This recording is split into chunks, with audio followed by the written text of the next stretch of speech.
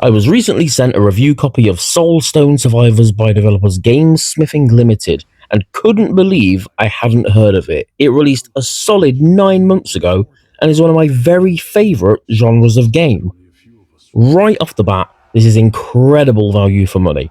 It's essentially a Vampire Survivors game, but is presented as a sort of fantasy action RPG.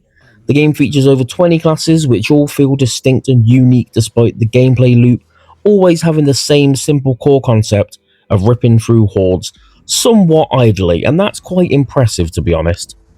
I often struggle to rate the visuals in games like this as there's just so much going on and you can't really take a lot of it in, but Soulstone is stylized in a really satisfying ways with loads of strong colours thrown at you, which helps it to stand out against the likes of Halls of Torment, which is quite a dull game. There's even an option to dim the ability and spell effects down when it's all getting a little bit too bullet helly, which I didn't use, but I think that's a really cool option to have. I don't remember seeing that before. Performance, very smooth, even when the entire screen is packed with enemies and spell effects, which something that not too many games in this genre pull off well. You normally get a little bit of slowdown at the very least. There's plenty of lore, so it feels like you're actually progressing towards something, which is rare in these types of games. There's an overarching main boss. Most games in this genre don't even have that, but the key focus is always still on that chaotic gameplay. I am having tons of fun here, having a good time checking out every class, learning their strengths and weaknesses, unlocking new abilities and mechanics by earning in-game achievements.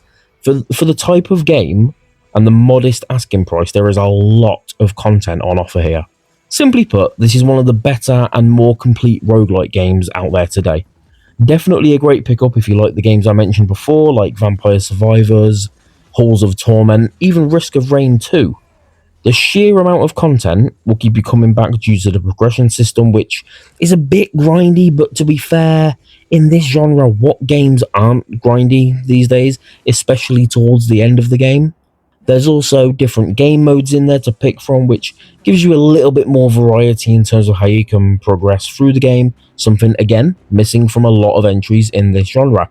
What I really like, that this is doing something different in the genre. I've said it quite a few times in this very short review, but it's rare that you find something genuinely unique in the auto-battling or idle roguelike kind of genre.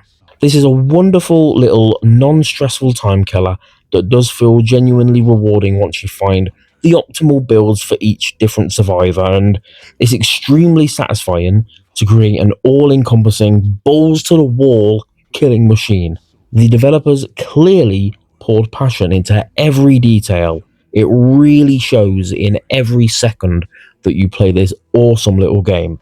An extremely solid, easy 9 out of 10 for me.